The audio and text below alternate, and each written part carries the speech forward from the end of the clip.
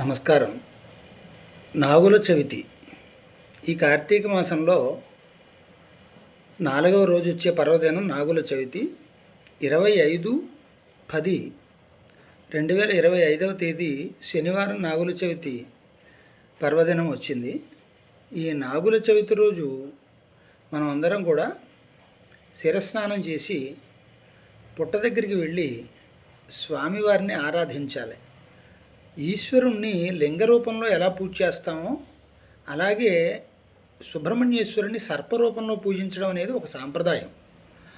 ఇది శ్రీకృష్ణుడు శేషసాయిపై నిదురించడమైనా, శంకరుడు సర్పభూషణాలను అలంకరించుకోవడమైనా, ఈ సర్పాలకి చాలా విశిష్టత మన పురాణ గాథల్లో ఉంది.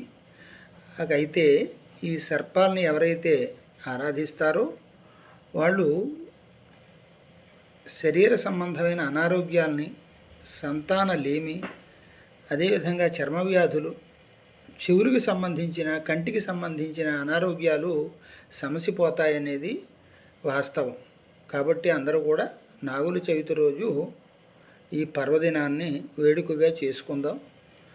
సర్పారాధన, పుట్ట దగ్గరికి వెళ్ళి ఆరాధన చేయడం, స్వామికి నమస్కరించి ఆ రోజు వీలైతే ఉపవాసం చేయడం, పాలు పోయడం, స్వామివారి దగ్గర అష్టోత్తర శతనామ పారాయణం చేయడం, ఇటువంటి కార్యక్రమాలు శుభప్రదాన్ని కలుగజేస్తాయి.